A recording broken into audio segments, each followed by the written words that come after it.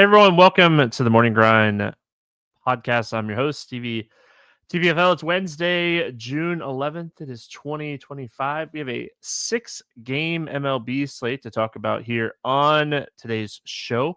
Hope everyone is having a great Tuesday night and excited to talk some baseball. Only 6 games. We got a pretty big day slate going on Wednesday as well. So, split slates are always good because day baseball is always great, but always going to focus more on the main slates, the late slates on the show. So we're going to focus on this 6-game slate, and let's have some fun here. Get started right out of the gate with my Sox. Tampa at Boston, 10 total pick'em game.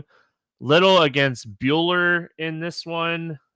Man, good times here. I think that probably going to see a lot of offense in this game, obviously with 10 total.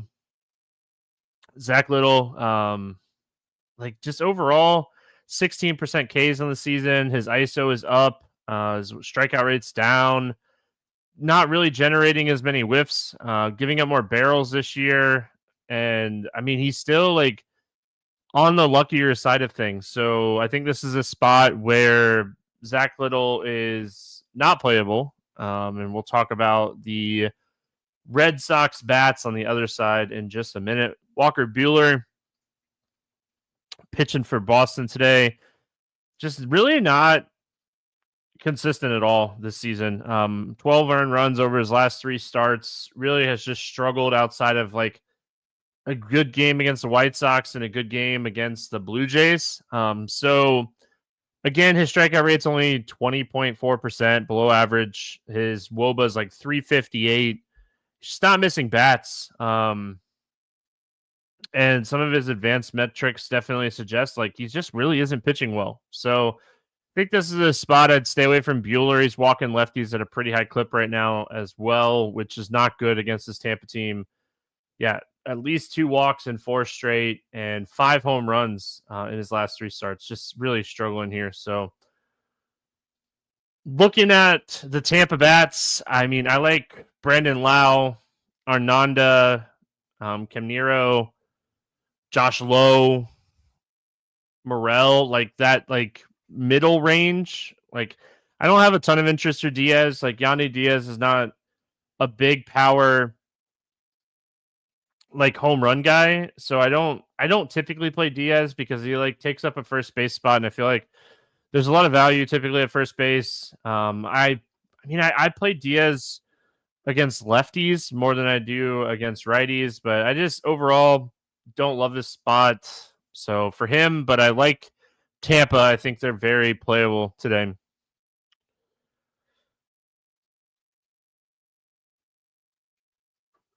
On the Red Sox side, I think they're one of the top stacks here on the slate. I mean, if we're looking at the slate as a whole, pitching is very iffy today, and we'll talk about it as we're going. There's not incredible options overall, but yeah, I mean, I think that Boston is in a really good spot. Obviously, a lot of interest in Devers, Duran, and then Anthony and Marcelo, the 2 young hitters. I think both of these guys have upside in this spot. Toro has been hitting really well since joining Boston. He's still pretty cheap. He's had a really good stretch here outside of not really doing much on Tuesday night.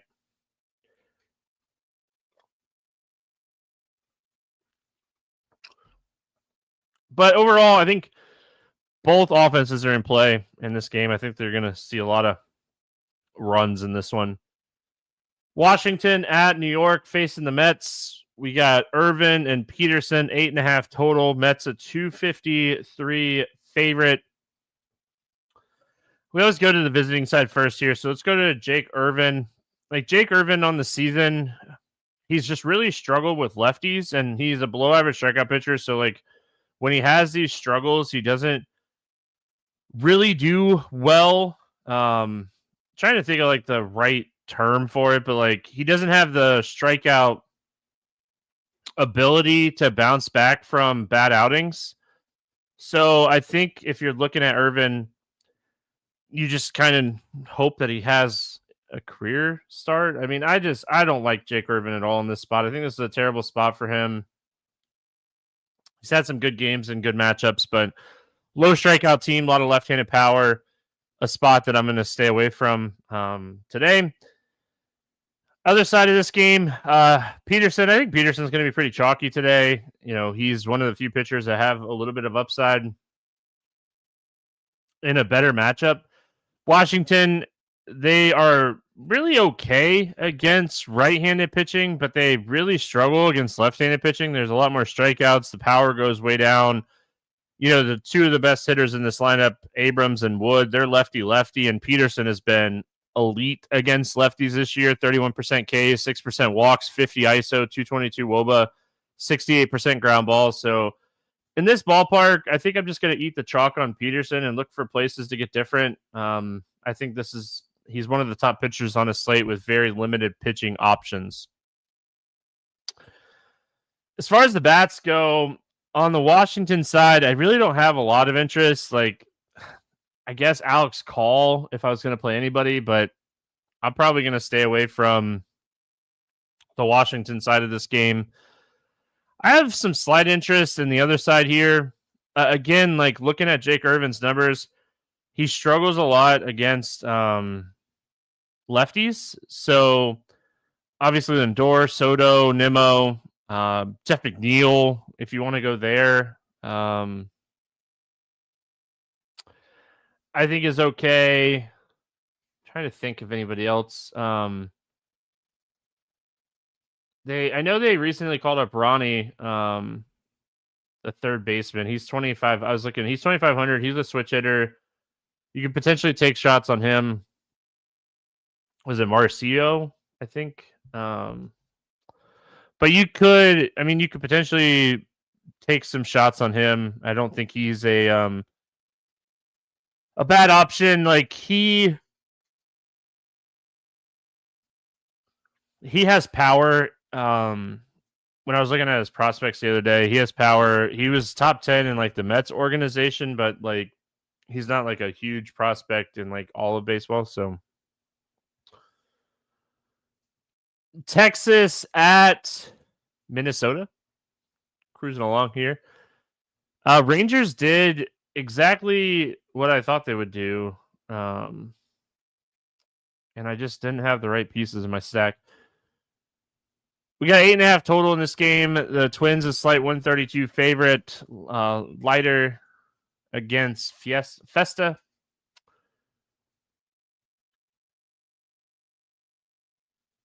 Like the second straight day that I just can't stop yawning. I don't know why. Looking at Jack Leiter in this spot, like he continues to struggle with walks. His strikeout rate's not really great. He has shown recently that he has a little bit more upside. You look at the Minnesota lineup, and I mean, top half is really solid. The bottom half is like okay.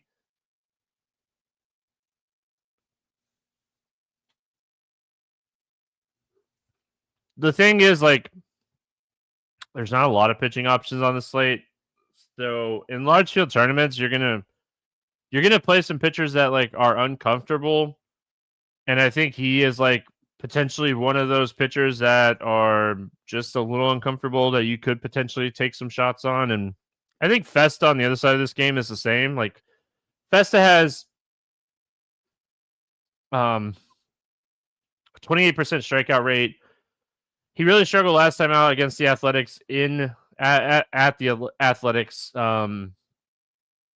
He has plenty of strikeout ability. We saw this with him last year in the small sample size. He was around 28% last year. He's around 28% this year. He gives up a lot of hard contact and fly balls, which isn't great. You know, there's plenty of power in this lineup, but there's also this lineup's beatable. But as we saw, like on Tuesday night, like if you're not attacking them, they can beat you. I mean, Woods Richardson, I've been telling everybody the regression was real. So I think Festa, I think he's playable. Again, I don't think either one of these guys are comfortable, but I think they're both playable. As far as the bats, I mean, Smith, Langford, Seager, Carter would be my favorites here. Like Garcia is like just kind of buried in this lineup right now, and him having a really solid game and not being in my stacks kind of stunk on Tuesday night. Derek says he's in second with a Texas stack and a New York mini. Hope you hold. It wouldn't sound like you'd have any hitters left in that lineup. As far as the Minnesota bats, even though like I think like you could potentially take shots on Jack Leiter, I still think like you're potentially taking shots if you're not playing him with like Wallner, Larnick, Buxton, Jeffers. I mean, I think both of these teams are mini stackable. But I also think both pitchers are uncomfortably in play as well. So, I mean, baseball. Baseball's fun because you have those situations sometimes, and I think this is definitely one of those situations. Yankees and Royals, 9 total in this game. Yankees a 120 favorite, slight favorite here. Schmidt and Bubik facing off against each other. I did not see, how did Noah Cameron pitch against the Yankees? I know Judge hit a moonshot, but outside of that, how did Cameron pitch against the Yankees today? I'm pulling it up really quick because I'm curious. So they scored 10 runs against Cameron. How many did they score? Oh, 6 earned runs. That's a bad start for him. So it was good to hopefully like next start out, like he gets a good matchup and we can jump back on him. But we were right to jump off him in that one. So let's look at Schmidt first. So, I mean, Clark Schmidt, he is really good against righties and really struggles with lefties, which kind of benefits him in this lineup depending on like who's in the lineup.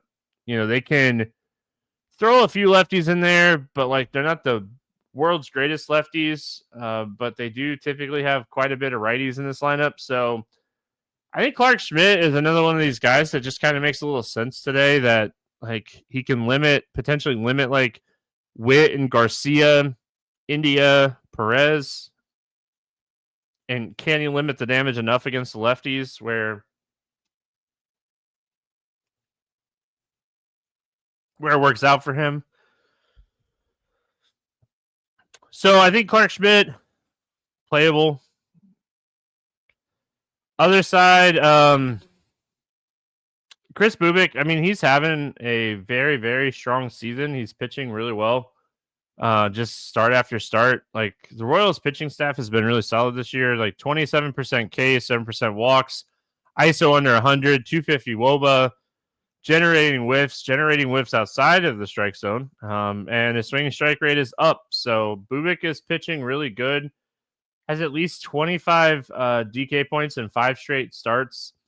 The matchup is awful against the Yankees. But on this slate, like I think we are going to continue to take large field tournament shots on some of these guys. And I think he's another one of these guys that, I mean, if you could attack the Yankees lineup, you have some upside.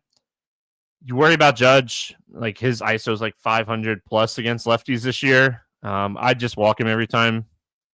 I would not throw Judge anything close. Like if you get, they usually hit Goldschmidt leadoff, and I think it's Grisham second against lefties. Like if you could get 2 outs and have Judge come up, just walk him. Don't let him beat you. What do you like a 470-foot home run today against Cameron? Swab. As far as the Yankees bats, I mean, Judge one off. Goldschmidt one off, Volpe one off, but overall, like I don't have a ton of interest in the Yankees today.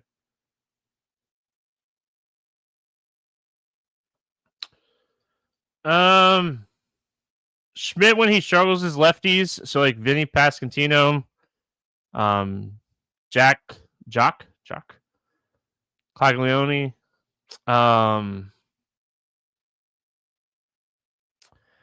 I don't really think I'll get to some of these other lefties like Isabel and John Raven, those guys. So I think like Schmidt is more playable than the bats, but I don't mind like a one-off on those two guys.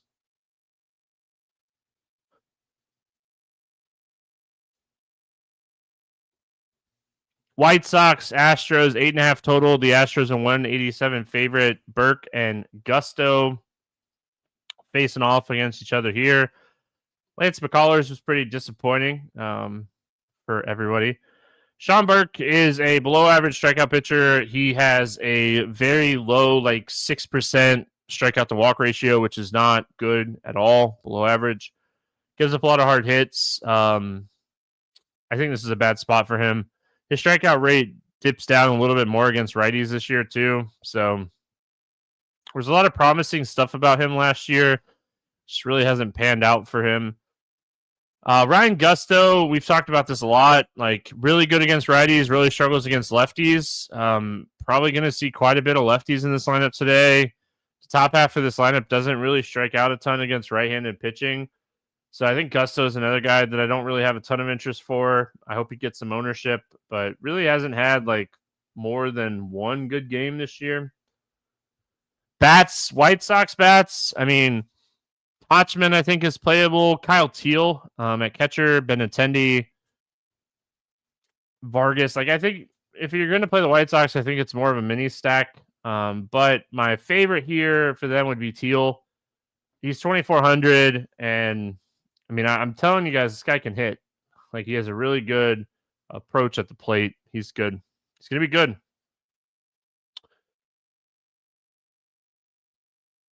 Yeah, I know. Quinn Priester. I know. I bet on the Braves and Priester. Gosh. Anyway, Sean Burke.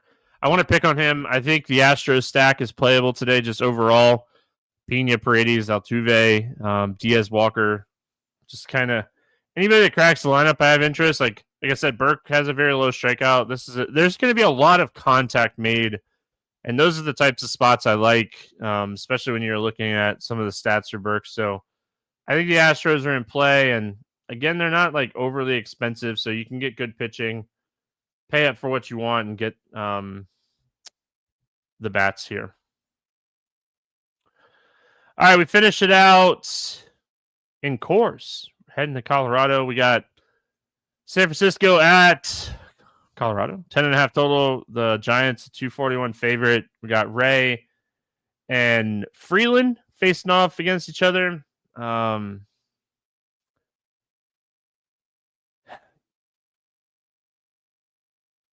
Starting with Ray. So I don't like playing pitchers in Coors, but Robbie Ray has been uber consistent this season.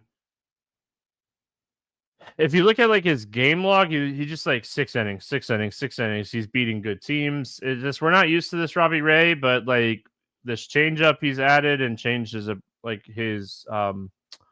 grip too, and how well he's pitching and everything. Like, yeah, I mean, I think this is a spot you take shots. I mean, again, like I said at the beginning, you're not going to feel comfortable about any pitcher you choose on this slate. You're just not going to.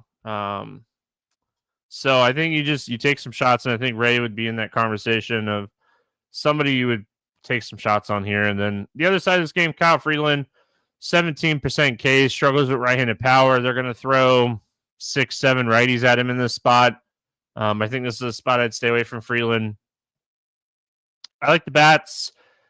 I will say, like, I think you could play like the Tampa-Boston game for a little bit lower ownership, but I mean, the Giants are in a good spot. Ramos, Flores, Adames, Schmidt, Fitzgerald, all these guys can hit left-handed pitching. So, and then on the Rockies side, Beck and Goodman are the two that I typically like to play against left-handed pitching. But overall, I don't really have a ton of interest here. But like, it is Coors. Like, you know, what we saw on Tuesday night, the game really wasn't doing much, and then the Giants scored 4 runs in the top of the ninth, and just like didn't really hit home runs or anything, but it just changes the night. So I feel like I got through that breakdown pretty quick. It wasn't on purpose. I just feel like this slate is like one of those slates where, again, outside of like Peterson, you're not really comfortable about any pitcher on this slate, and you're not really comfortable about like any of these like stacks. I mean, yeah, you're comfortable with the Giants. They're going to be really chalky though. I like Houston. I like Tampa Bay and Boston in that game. But outside of that, I don't feel like you're very confident with other stacks. So play the morning grind game and then get out of here under 8K to get 6 or more strikeouts. I'm going to go Festa over 8K to score under 15. My bust today, I mean, I think all of these guys get there. If I had to pick somebody, I'd probably say Schmidt, but I think all of them get there. Over 4K to hit a home run, not in Coors. I'm going to go to Brandon Lau against Walker Buehler in this one. Under 4K to score 10 plus points. Okay, I will say, like, there are some options down here. I like to go a little off the board, so I'm going to go Trevor Larnach here against Jack Leiter. Stack to score 6 or more runs. Give me the Astros. The Astros get the job done. That's it. Appreciate everyone hanging out. I have not looked at the slate. Let's look at the slate for Thursday really quick to see if I'm back tomorrow or Friday. And I'll be gone all next week. I just won't have time to record with volleyball nationals. So it looks like we have like probably a 5-game slate on 4 or 5-game slate, and Scoble's pitching and Warren's pitching. So I'll probably do a podcast. That looks like a fun slate. So back tomorrow. Hope everyone has a fantastic Wednesday, and I'll see you then.